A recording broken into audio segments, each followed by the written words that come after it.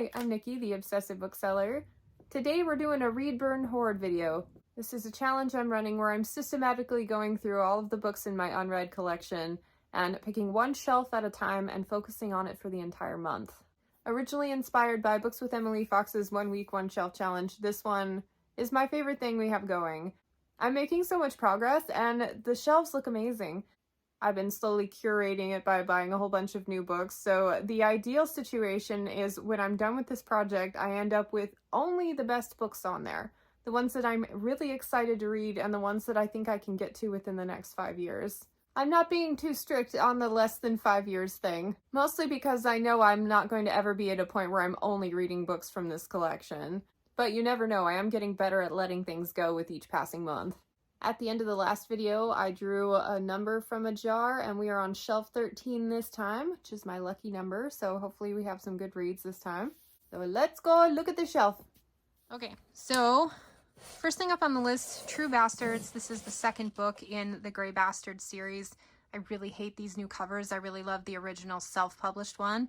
I read the first book when it first came out, Trad Pub, and really enjoyed it. Very irreverent and debaucherous, kind of funny, kind of gross, but I thought it was a cool story. I like the non-human main characters, even though they're still pretty humanoid. I would need to reread the first book before continuing on with that one, so I'm not feeling super motivated to do that, even though the trilogy's already all out. So I have the Black Sun trilogy here. I read this one in high school. Just a kid that sat behind me in English class noticed I was reading fantasy stuff and this was his favorite series, so he let me borrow his copy. I read it. I did not retain a single thing from it. I don't know whether or not it was just like, I don't know whether it was dry writing. I just wasn't into it. I was too young to enjoy it. I was reading Terry Goodkind at the time, so I can't imagine it's like the contents wouldn't have been like easy to absorb. I even read like the Rune Lords around that time frame. But I bought the rest of the series in paperback and then have never gone back to it. And on my used bookstore trek, I picked up 2 hardcovers, book club editions, and I gotta be honest, like, I didn't like the first book enough that I don't feel like I need to hang on to hardcover copies of it. I do think I owe the series at least going back and trying it again as an adult to see if it works for me. But at the moment, I'm kind of leaning towards keeping my cute little paperbacks and letting those go. It was an impulse buy. It was a weak moment. Incidentally, I also have a couple more books. These do not have covers on them, but Feast of Souls and Wings of Wrath. I think it's a trilogy, but I only have 2 books. Also by C.S. Friedman. And like, especially that second image there, these look really wild, like aliens. And then you read a little bit about the synopsis, and I guess it has a lot of steamy elements as well. So if I'm lucky, this will be something like the Kushiel series by Jacqueline Carey, where it's got sexual components, but it's not like driven by that. It's an aspect of the story, but it's not the focus. I'm hoping more for like the alien creatures or whatever they are. So that one has me intrigued. Lord Tophet, book 2 in the Shadowbridge series by Gregory Frost. So, funny story, I had the first book in the same format and donated it. Decided I wasn't going to read it even though it had a cool cover, and donated it. Forgot I had done that. Found the second book and bought it, and then brought it home and had nowhere to put it. Because I'm like, oh, I guess I got rid of the first book. So now, I mean, I should just cut my losses and get rid of this book as well. I'm not sure what compelled me to get rid of the first one. I'm gonna have to do some research on it and see if like Goodreads thinks it's any good, but I may end up buying another copy of that first one. So I'm gonna set that one down for research. I'm gonna probably research that one as well. All right, I have Halfway to the Grave here by Jeannie Frost. None of these have covers. I have 5 books in this series, and I mean, they even say on the spine these are paranormal romances. I may have them misshelved. I was hoping that when I picked them up, they were fairly popular, that they would be able to match up to some of the urban fantasy books that I love. But see, urban fantasy and paranormal romance are so different. The focus of a paranormal romance is whether or not they end up together. The focus of an urban fantasy is whatever monster they're fighting, whatever mystery they're trying to solve, can they defeat it? Whereas those cool elements are usually secondary to the love story in this. So I'm already thinking I'm not gonna love it, and they're strip covers to boot, so I probably won't end up keeping these at the end of this project, but I don't want to make any hasty decisions without having given it a try. So, I mean, you see I put a bookmark in here. I'm probably going to at least read the first couple chapters of this one to see if it's something I want to continue, if it's something I think I want to hold on to the whole set of, if it's something I might want to move over to my romance section, which is the black hole of my library. If it gets moved over there, I will probably never touch it again until I need the space on that bookshelf. We'll see. Okay, so Maggie Fury. I read her Heart of Muriel series trilogy in high school and really loved it. Yep. And then these are books 2, 3, and 4 in the Ariane Chronicles. Like, interesting classic covers there. I enjoyed Ariane. It was like a 3-star read at the end of the day. It is just a bit unpolished is a good word for it. It had some good ideas. The characters did things without logic, and they would 180. So they'd have these convictions, and then one thing would change and they would be completely over to the other side without anything to support why they would have changed their minds and why they would have had a complete change of heart on things.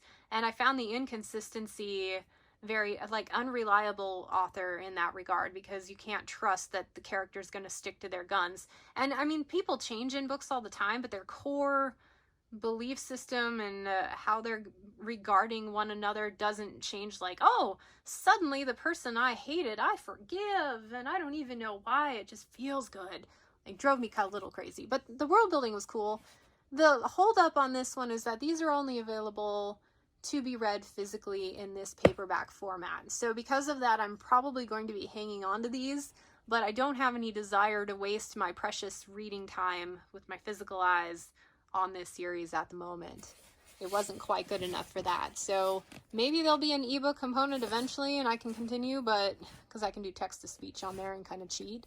But for now, I'm hanging on to those, and yeah, I'm gonna call it a day. I have a Gemmel book, but I'm not going to include it in this shelf. I have all my Gemmels on the shelf below that, so I'm going to evaluate that when I evaluate this whole series here. So sticking to this shelf here, I really don't have a lot of options this month. For sure I'm going to try that one. I'm not reading those. Shadow Bridge could be a cool thing. I'm going to look into this one to see if it's something I'm even interested in. And then, do I get rid of these? I don't know. Do I complete my set and buy the third book in this series? I don't know. Like I said, I hate the new covers. But I have the first book in this in hardcover, and that matches this. And yeah, I don't know. Something about that yellow just annoys me too. It's too bright. Maybe it's because it's next to this one and it doesn't match at all. It kind of clashes. So anyway, we will see how things go. I'll let you know which one I think I might be reading, and we'll go from there. I decided to experiment with Halfway to the Grade by Janine Frost, or Jeannie.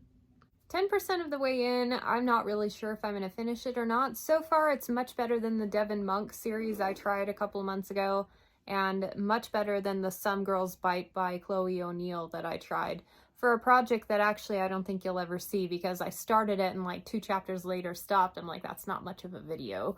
Anyway, so this one's going okay. The main character is kind of like got a chip on her shoulder, kind of annoying with how much she's defending herself, and she's being very melodramatic. But the only reason that it's kind of working is because there's another character pointing out how melodramatic she's being. So when you hang a lantern on it as an author, it kind of shows the audience that you're doing it on purpose, and so you get a little more leeway. I'm curious to see if that means the character is going to develop and grow a little bit, and really I'm not sure I'm totally interested in her so much as the side character with her, but we'll see how it goes. It's very early on. This is a kind of a unique, not really unique, but different than I've read perspective. She's half vampire, that's not the unique part. She pretends to be human and hunts vampires, kind of lures them away under false pretenses and kills them. Seems to be kind of a vigilante, doing it on her own, not really associated with anyone. And so I'm curious to see if there's going to be like any connections built with any like supernatural society or anything going on. We shall see. I have heard that this one leans more towards paranormal romance than it does urban fantasy. And I'm not really interested in a romance being the main focus of a story. So I'm going to give it as long as I have patience for it, and yeah, we'll see what happens next. So far, nah, it's okay. It's not the worst I've read.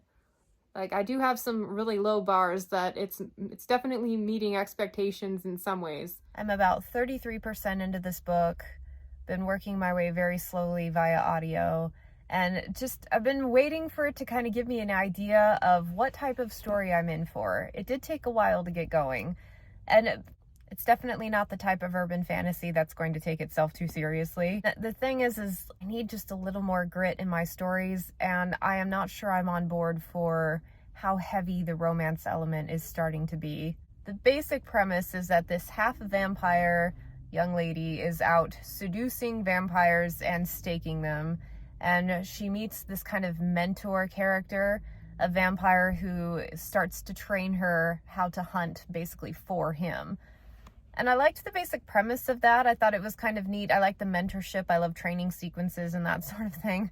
But the training sequences that he's putting her through, they are so ridiculous. Like, absolutely ridiculous. Like, he's trying to get her to stop blushing when she's trying to dirty talk people. So the training regiment was he talks dirty to her for lengths of time, and every time she blushes, he makes her run X amount of laps or whatever. Like, it was absolutely ridiculous, very cringeworthy. To top everything off, so I'm doing this one via audio, and the voice for this mentor character, it's so juxtaposed to what the character is being described as via text. So he's very like, top of the morning to you. Hello, governor. Like the false British accent that only a secondary character in a British drama has. Like, it's so weird. That's what was introduced, and then suddenly she starts describing the character as though he is sex personified. And it's so jarring. The thing is I'm not hating this one nearly as much as I've hated some of the other urban fantasies that I've been reading lately. So this is not the absolute worst one that I've read. It's one of the most ridiculous ones, but I mean, she's really committed to it. She's going with it. The basic writing's not bad. But it's just a little too stupid for me. There are a couple of key elements. Like, I really want to know why the mentor is hunting these other vampires. I still haven't found out. And I kind of want to know about the backstory and the supernatural lore there. But I don't think I want to make my way through all of the other stuff to figure it out. So I think with this one, it's coming in right now at about a 2.5, 3 star. Not bad, but it's not something that I want to keep reading. I've got so many other books right now that are 4-star or higher going that every time I get back to this one in the rotation, I'm like, I don't think I want to read that right now. And I also am looking long term. I don't think this is a series that I'm going to be picking up, like gravitating towards and picking up. It is better than a lot of them that I've read, but I still have a lot of good ones to go first. So I probably won't get back to this one until I've explored to my satisfaction all of the other really good urban fantasies. So what does this mean for that stash of coverless, like 6 books that I've got? It means I'm probably going to burn them this time around. And I think I feel okay about that. I was kind of already expecting to burn them. I know when I did my Sunday Shelfie series, someone mentioned that it was more paranormal romance. Like, they're like, oh yeah, you're definitely going to hate it if you don't like that specific subgenre. I didn't hate it, but I also don't need to keep them on my shelves. If I ever want to get back to it, I can. So I'm going to put that one down and then pick up the Friedman book because I haven't started it yet, and see what kind of damage I can do there. I am so unorganized with filming this particular challenge. I thought I would get ahead of schedule and do a bunch of pre-filming, but what ended up happening was I forgot to film certain parts of the videos. For example, the closeout, where I do my final assessment of the shelf. So no longer am I able to jump ahead of schedule to try to like beat the system. I don't have enough organization skills for that. Let's go look at the shelf and see what the final tally is. First, let me tell you how the book reading went. Feast of Souls bit the dust at about the halfway point. It wasn't a bad book. It was kind of mediocre, a bit simple, honestly. Like, I really thought the story could have benefited from just a tad bit more complexity, but it was really simple, and it took forever for certain passages to end. Like, it's just one person's introspection. There's only like 4 characters in the whole book, and it was taking forever to get anywhere. It was one of those that I could listen to on audio before bed without missing a lot. So it was good in that regard. So there's a couple things that knocked it down in my esteem. The first thing was, out of everything else that I was reading, I've got like 10 books on rotation and some really like killer titles that are really popular on BookTube right now. This one, by comparison, every time I got back to it in the rotation, I just decided like, I'm really not in the mood to read this. Like, it's not as good as everything else I'm reading, and that right there should be a sign for me. In fact, that's one of the things I pitch as a good reason to read multiple books at once, if you can stand it, because it really naturally declutters some things off of your list, because the ones that you're not excited to get back to, there's probably a reason for it. I was already kind of meh about the story in general, kind of bored, but then there was this theme in this book about kind of a mistreatment of women, and like more so than usual. Like, it was a constant reference. It was this overhanging theme, and it didn't feel like, okay, we're kind of setting this up so we can make the female main character feel more empowered going forward. Like, it just seemed like kind of a dark story, and the darkness happens to be a lot of abuse. I was already kind of not enjoying that, and then at about the halfway point, this big old long assault scene, and then an in-your-face, full-on essay scene, and I was like, cool, I'm done. Like, I wasn't liking the book anyway enough to push through that kind of stuff, so I was like, meh, alright. That kind of made my decision for me. I returned the book in my Audible account, decided I'm gonna burn what I have of the series, and over the last couple days, I'm like, I probably should have continued reading because the otherworldliness of the story was kind of cool, and I'm interested in seeing where it was going, but then I remind myself that when I had it, I wasn't excited to read it. I think it's the fear of missing out, and the completionist in me that wants to see how it resolves is more the driving factor than actually being interested in the story itself. So it has some good things. I've had a lot of people ask me how it compares to Coldfire, and unfortunately, when I read the first Coldfire book back in high school, like 20 years ago, I just kind of breezed through it. I really didn't retain a lot from it. And at the time, I thought it was a poor attention span thing on my part, where I like wanted to read the story more than I actually was invested in it.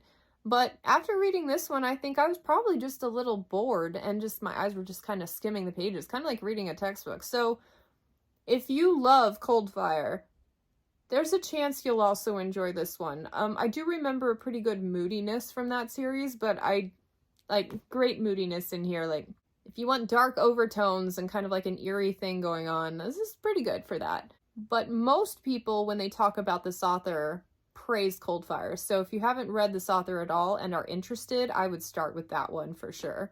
I do have Coldfire on my shelf, and so we'll explain in a minute when we look at the shelf like what I'm doing with those titles. For now, DNF. So let's go do a final tally on the shelf. A couple things have changed since you've seen the shelf last. First off, I curated my Bastards series by Jonathan French. I remembered seeing the third book for a pretty good price on Book Outlet. Now, full disclosure, I went to Book Outlet to buy one book and ended up with $200 worth of product. You'll see that haul in a couple months. But yeah, it's like I went into Walmart for just one thing and came out with all these groceries. I don't know what happened. It was fun to kind of curate something for this shelf. I think I might add buying a book here and there as part of the whole thing, because it's, yeah, really liking it.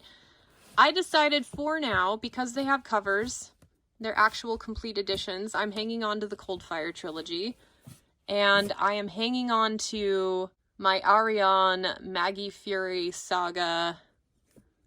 These are physical reads only. They don't even have ebooks. At some point, I would like to continue the series, even though the first book had a lot of issues. So that leaves all of these books that we're unhauling. Like, this is a heavy burn month, and I absolutely love it. These were kind of impulse buys at a used bookstore. Like, I went in with all these hopes and dreams and couldn't find anything to buy, so I ended up buying these just so I walked away with something. Don't do that. That's a very bad idea. But I ended up with these. They're like kind of grimy. I haven't ever wiped them down. I just don't like the author enough to warrant keeping these hardcovers on my shelf. There's got to be someone out there who will like them more. I'm unhauling the Friedman book and the second Friedman book. And then I am unhauling all of these Vampire Huntress series books. I didn't talk about this a lot, but after I put this one down, I went back and tried to continue reading it just for the sake of completionism, because, you know, if I'm going to get rid of this many books, I kind of want to make sure. Yeah, I made sure. I made it another 25% of the book, so well over halfway, and then decided to put it down again. So we are washing our hands of that series. This Shadow Bridge series, I've been pricing out rebuying the first book and seeing how much I can get it on ebook, on audiobook, whatever. But I think I'm just going to trust my instinct that I got rid of it for a good reason. And instead of trying to rebuy a book that I've already unhauled, I'm just going to let this one go. And if I ever want to experiment with the series, they're available on audio. Maybe it'll be on an Audible sale at some point and I'll pick it up then.